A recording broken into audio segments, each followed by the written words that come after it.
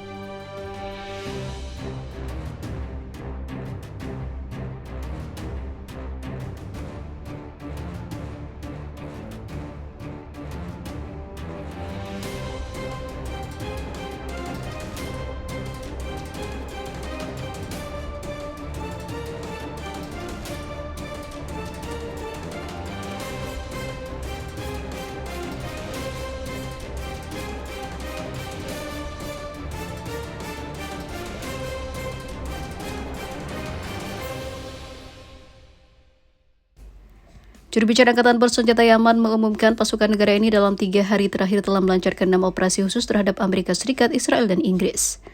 Brigjen Yahya Saree mengatakan Angkatan Laut Yaman dan juga unit rudal negara ini melancarkan 4 operasi terhadap 4 kapal Amerika Serikat dan Inggris di Teluk Aden dan Laut Merah.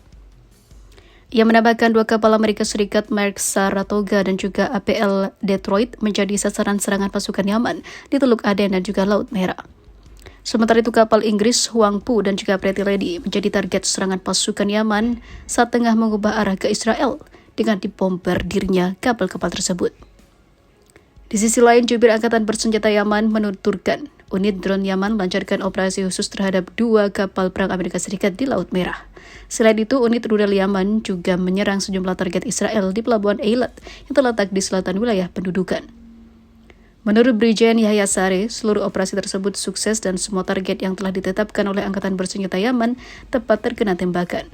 Pada saat yang sama, jubir Angkatan Bersenjata Yaman menegaskan bahwa seluruh operasi ini dipersembahkan untuk para pejuang Gaza dan operasi-operasi terhadap Israel dan juga sekutu-sekutunya akan terus berlanjut.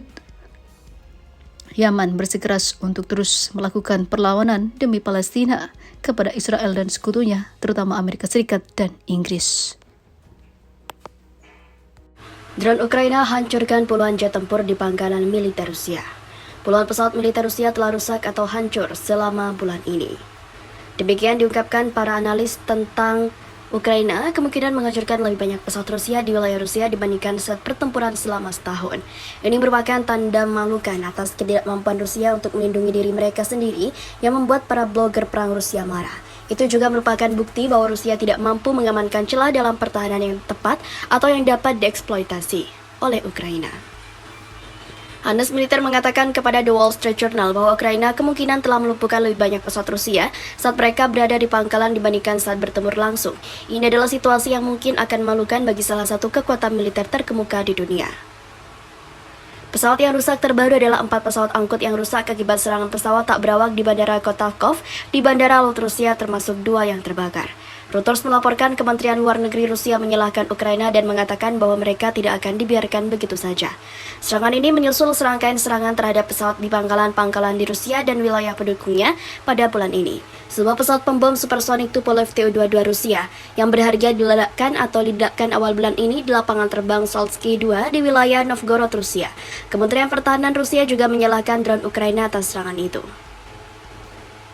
Sekitar waktu yang sama, Ukraina melakukan serangan pesawat tak berawak terhadap fasilitas ketiga, pangkalan Shavkovka, di mana setidaknya 1 pesawat rusak, pangkalan lebih dekat namun masih 130 mil dari perbatasan.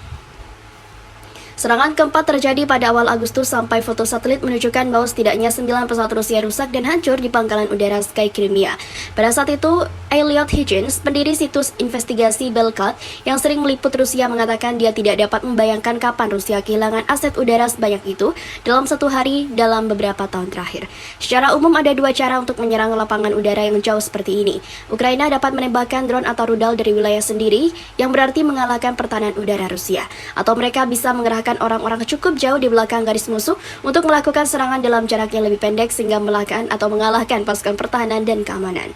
Rincian serangan tersebut masih belum jelas, namun intelijen Inggris mengatakan serangan terhadap lapangan terbang Salisbury 2 kemungkinan besar diluncurkan. Institute for the Study of War, sebuah lembaga riset perang terkemuka di Amerika, mengatakan bahwa blogger militer Rusia mengkritik para pejabat karena tidak menyimpan pesawat dengan benar.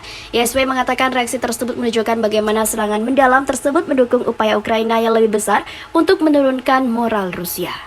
Kim Jong-un diskusikan kerjasama militer, latihan gabungan dalam kunjungan di Rusia. Pimpinan Korea Utara Kim Jong-un dan Menteri Pertahanan Rusia membahas isu-isu praktis untuk meningkatkan kerjasama militer, kata media pemerintah pada Minggu. Pyongyang menyebut hubungan bilateral tersebut sebagai masa kejayaan baru.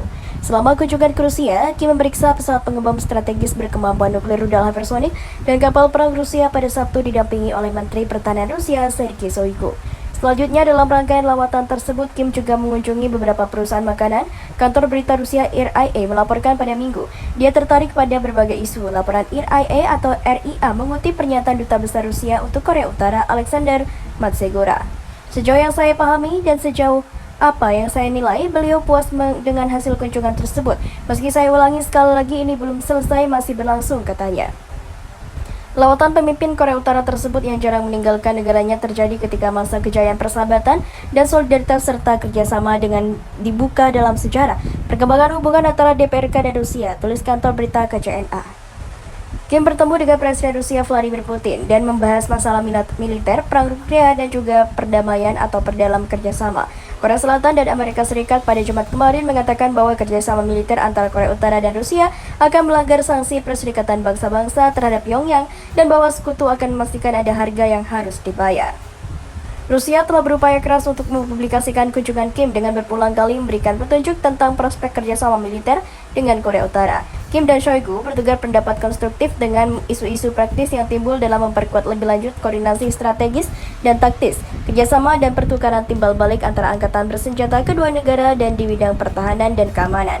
Moskow sedang mendiskusikan latihan militer gabungan dengan Korea Utara, kata Shoigu kepada media Rusia. Dia mengunjungi Pyongyang pada Juli dan mengunjungi pameran senjata bersama Kim, salah satu tanda yang paling mencolok dari semakin dalamnya hubungan hingga saat ini.